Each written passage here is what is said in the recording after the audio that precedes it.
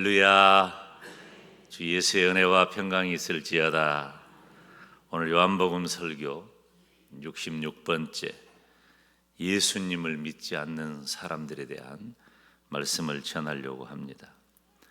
오늘 36절 말씀 우리가 한번 읽어볼까요? 시작.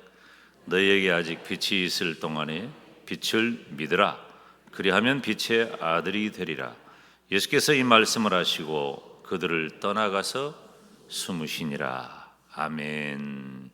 지금 예수님께서는 의도적으로 숨으십니다. 지금은 예수님께서 십자가에 달려서 죽으실 때가 이르렀어요. 다 된 겁니다. 너희에게 아직 빛이 있을 동안에 빛을 믿으라. 그리하면 빛의 아들이 되리라. 너희에게 아직 빛이 있을 동안, 지금 아직 빛이 있는 시간이라는 말에서 우리들에게 강력하게 시사하는 건 뭐냐면, 예수님께서 이제 정말 마지막을 향해서 가고 있구나 하는 것을 알 수 있어요. 마지막을 향해서.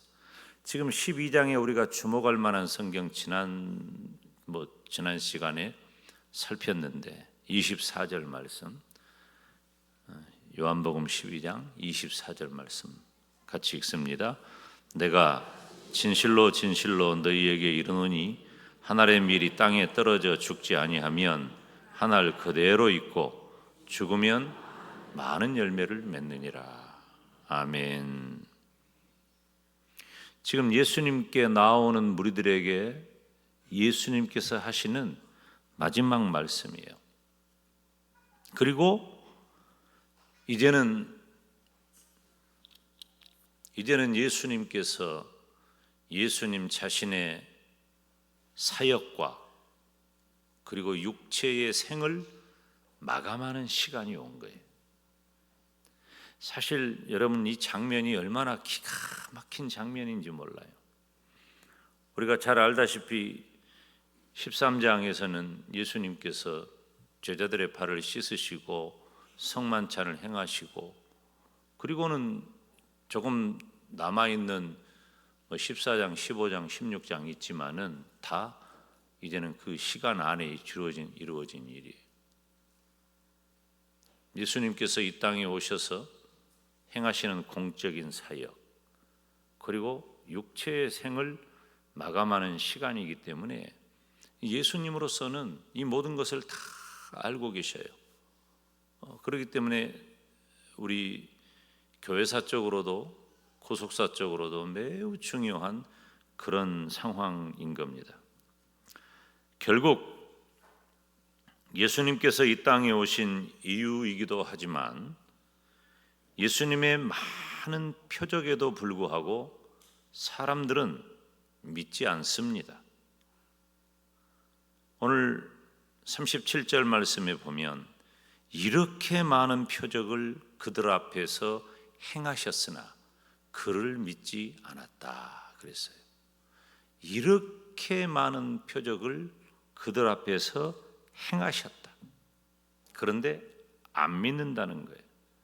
자, 여러분, 여기서 중요한 단어가 뭐냐면, 따라서 합시다. 표적. 이 표적이라고 하는 단어가 너무 중요한 단어예요. 이 표적은 이 마태복음, 마가복음, 누가복음, 요한복음을 사복음서라고 하죠. 그런데 이 마태복음, 마가복음, 누가복음은 요한복음과 좀 별개로 해서 공관복음이라 그래요. 그런데 이 마태, 마가, 누가복음, 이 공관복음에는 주로 어떤 표현이 있냐면 이적, 기사, 이런 표현이 있어요. 그런데 표적이라고 하는 단어를 이 요한이 굳이 표적이라는 단어를 사용하는 것은 바로 이적이나 어떤 기사보다도 초자연적인 역사에 그 의미를 더 두고 있다는 것을 알아야 돼요. 표적이라고 하는 단어는 어떤 사람이라든지 어떤 사물이라든지 그것을 우리가 이해하고 아는, 인식한다 그러죠. 이해하고 아는, 그렇게 만드는 어떤 표시나 또 어떤 일, 그러니까 그 표적을 보면 그 표적을 행하는 사람이 어떤 분이고 어떻다라고 하는 것에 대한 이해가 선명하다 그 말이에요. 그냥 알 수 있다는 거지. 우리는 오랫동안 같이 다 지내는 사람들이기 때문에 이를테면 부모님 모시고 살면 부모님이 오늘 아침에 공기가 조금 이상해, 그리고 부모님 한 태도가, 언어가, 눈빛이 어떻다는 것을 우리가 알면 지금 이 우리를 향한 어떤 메시지가 있다 그러면서 야, 오늘 좀 공기가 안 좋아야 좀 조심해야 돼요. 엄마가 조금 오늘 안 좋다, 조심해라 니들. 안단 말이에요. 알아. 그리고 쓰는 언어가 있어요. 쓰는 언어를 통해서 그 사람의 상황을 이해한단 말이에요. 평소에 저러지 않는데 왜 저 말을 쓰지? 그리고 즐겨 사용하는 그런 말이 또 반복되는 경우도 있어요.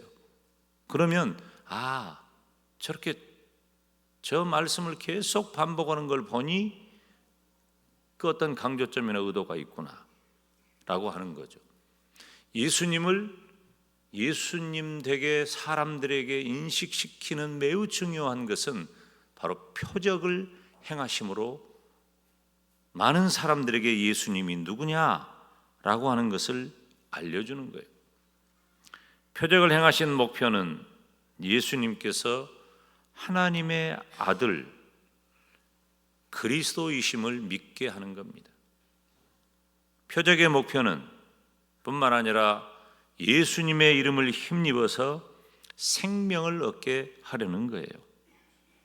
그러니까 예수님께서 행하시는 표적을 보면 예수님이 누구신지, 그리고 우리가 어떻게 해야 하는지를 알 수 있다 그 말이에요. 그런 반응이 너무 자연스러운 거예요. 왜냐하면 예수님의 표적은 초자연적인, 그러니까 우리가 예쁜 꽃이 있으면 이 예쁜 꽃이 심겨져 가지고 나고 이렇게 피기까지는 일정한 시간이 걸리잖아요. 이건 자연적인 거예요. 한 송이 두 송이 이렇게 피는 건 자연적이에요. 몇 날이 거쳐서. 그 초자연적이라고 하는 말은 무슨 말이냐면 그냥 한 순간에 쑥 자라고 많이 피는 거예요. 이게 초자연적인 거예요.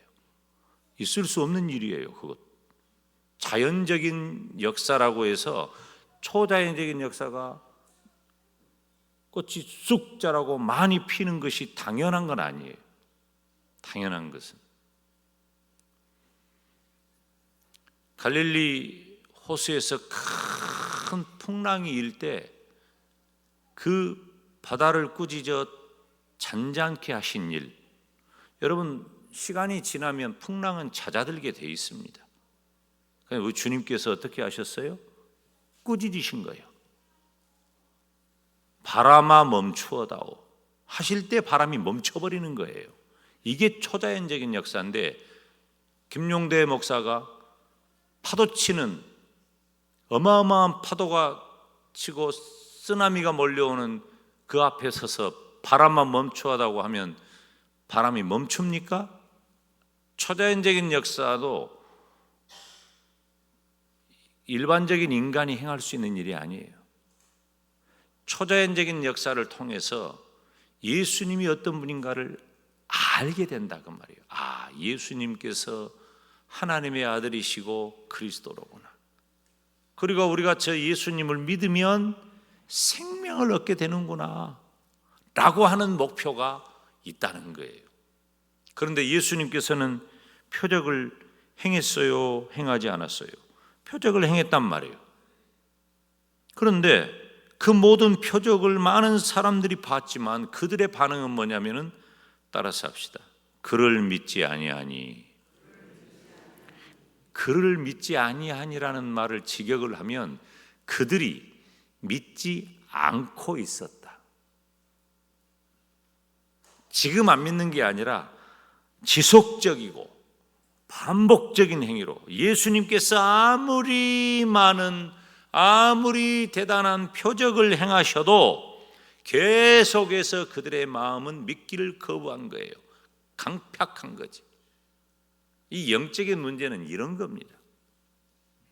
그 무리들은 의도적으로 예수님께서 구세주이심을 믿는 것을 거부한 것입니다. 표적은 예수님을 믿고 따르기에 충분한 일입니다. 우리가 이미 살펴봤지만 요한복음 9장에 보면 날 때부터 맹인된 사람이 눈을 뜨는 표적을 경험합니다. 날 때부터 맹인되었다는 것은, 제가 소경이라고 하지 않고 맹인이라고 한 것은 이제 개역 개정판 성경에는 소경이라고 안 하고 맹인이라고 기록돼서 이제 그렇게 말하는 거예요. 근데 날 때부터 맹인된 사람은 눈을 뜬다는 것을 상상을 못 합니다.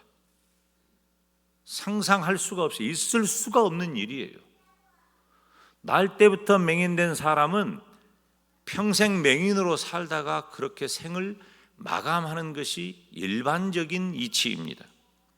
그런데 요한복음 9장에 날 때부터 맹인된 이 사람은 눈을 뜨는 경험을 한 거예요. 다시 말하면 예수님께서 그 눈을 뜨게 해주시는 표적을 보이셨어요.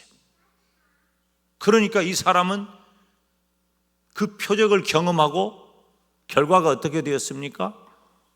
예수님을 믿게 된 거예요. 날 때부터 맹인된 사람은, 그러니까 그때 당시에 예수님을 따르는 무리들에 대해서는 이단자 취급을 했어요. 그래서 예수님을 따르는 자들에게는 유대 사회에서 출교를 명하는 그런 치독, 여러분 유대 사회에서 출교된다? 이건 사망 선고나 마찬가지예요. 일체의 사회 활동, 경제 활동, 공직 활동, 그리고 개인 간의 교제도 못하게 하는 거예요. 그 지도가입니다. 그럼에도 불구하고 바리새인들이 날 때부터 맹인되었다가 눈을 뜬 그 사람에게 출교하는 협박을 하였지만 그는 예수님의 분명한 표적을 경험했기 때문에 분명히 믿었다는 거예요. 표적이 그렇게 중요한 거예요. 부족한 종이 가끔 드리는 말씀이 있잖아요. 이스라엘 백성들을 보면서 저 사람들은 어째서 저럴까? 우리가 만약에 이스라엘 백성들이 경험한 그 출애굽의 현장에서, 광야에서 경험한 그러한 일들 중에 단 하나라도 내가 그것을 경험했다면 우리는 일평생 내가 한 그 경험을 간증할 것이다. 제가 가끔 그런 표현을 하잖아요. 하나님께서 이스라엘 백성들에게 베푸신 그 어마어마한 표적이 상상을 초월하는 일이에요. 하나님만이 하실 수 있는 일이에요.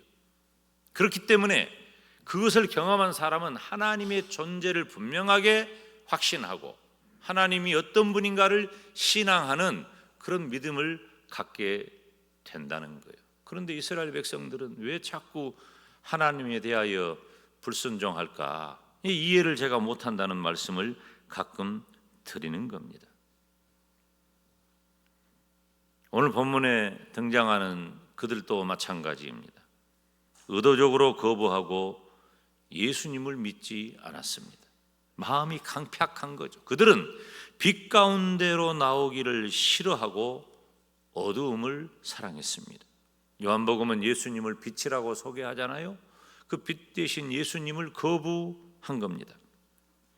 예수님께서는 모든 사람을 구원하기 위해 이 땅에 오셨지만 그들은 의도적으로 예수님을 거부함으로써 스스로 심판의 길을 자초하는 것입니다. 사랑하는 성도 여러분, 우리는 누구입니까? 우리는 날 때부터 맹인된 사람과 다를 바가 없는 그런 존재입니다. 우리는 고칠 수 없고 병 때문에 버림받은 문둥병자와 다를 바가 없습니다. 그런데 마치 날 때부터 맹인된 자가 눈을 뜬 것처럼 영원히 저주받아 죽게 될 문둥병자가 고침을 받은 것처럼 우리 주님께서 저와 여러분을 사망에서 생명으로 건져주신 줄 믿습니다. 우리는 우리의 죄와 허물로 이미 죽었지만 예수님께서 나를 위해 죽으심으로 나를 살리신 줄로 믿습니다. 내가 살아난 거예요. 에베소서 2장 1절에 보면은 그는 허물과 죄로 죽었던 너희를 살리셨다고 했어요. 허물과 죄로 죽게 된 게 아니에요. 허물과 죄로 죽은 나를 예수 그리스도께서 살려주셨다. 여러분, 예수님만 믿고 의지하시기를 주님의 이름으로 축원합니다. 그리고 지금도 예수님을 모른 채, 좀 더 정확하게 말하자면 예수님을 믿지 않은 채 죽어가는 영혼들에게 예수님을 전하시기를 축원합니다. 이 우리의 사명이에요. 지난주에 우리가 248명이 작정을 했는데 512명을 작정했어요. 248명의 성도가 512명을 작정했어요. 이제 주일학교도 작정을 하고 중고등부도 작정을 하고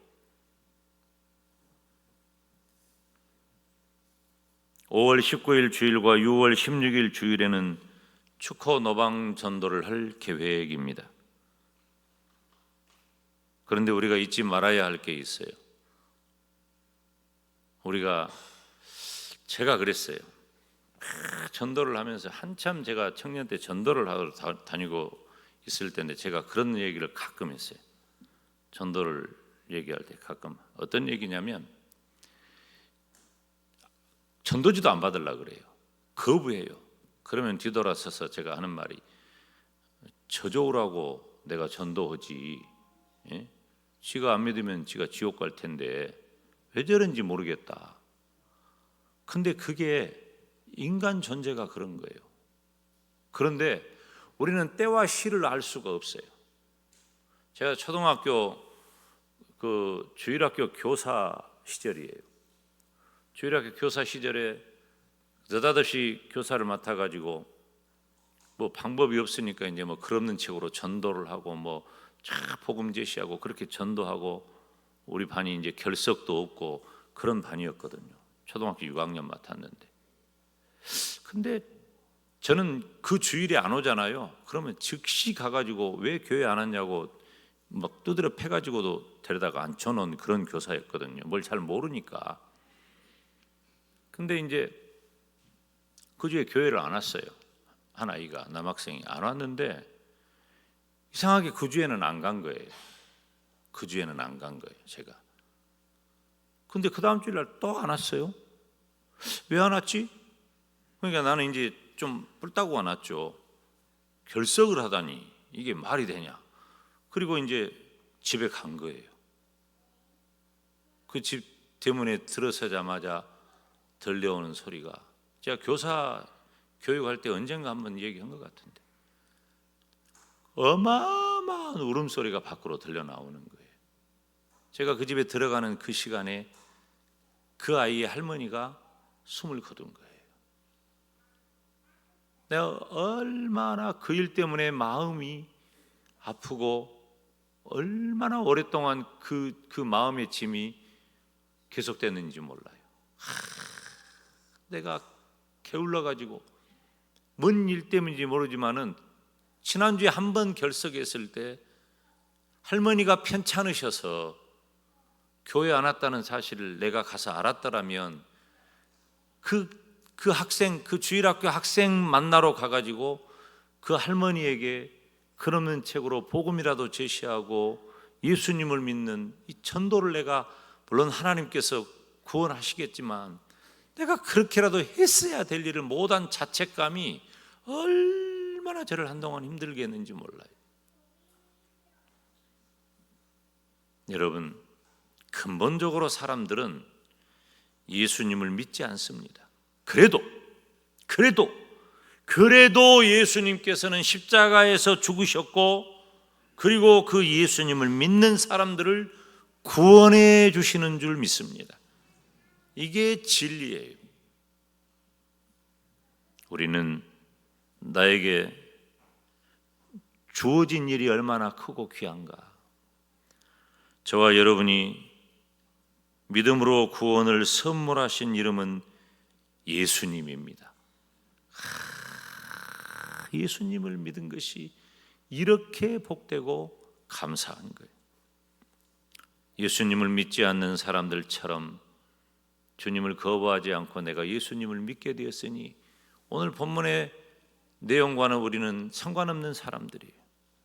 그러나 나를 둘러싸고 있는 수많은 불신의 사람들, 예수님을 모르는, 정확하게 말하면 예수님을 믿지 않는 그런 분들에게 나에게 구원을 선물하신 이름 예수님 전하시기를 주님의 이름으로 축원합니다.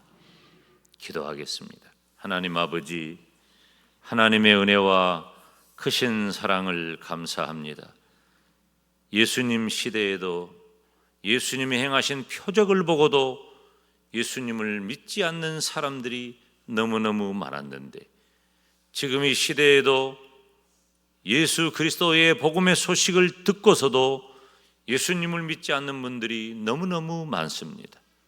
포기하지 않게 하시고 지치지 않게 하시고, 우리들이 예수 그리스도의 복음을 들고 언제나 나아가 전하여서 한 영혼도 땅에 떨어뜨리지 않도록 모두 다 구원에 이르기를 원하시는 우리 하나님의 뜻을 좇아 예수님 복음 전하는 우리 모두가 되게 하여 주시옵소서. 작정한 512명의 영혼들 주님께서 기억하시고 구원하시고 은혜 내려주시며, 특별히 다음 주일까지 작정합니다. 우리 하나님께서 함께 하시고 은혜 내려 주시옵소서. 단순히 한 영혼을 생각만 하는 게 아니라 기도하고 열심히 전도해서 예수님의 복음 전하는 은혜 내려 주옵소서. 예수님의 이름으로 기도하옵나이다. 아멘.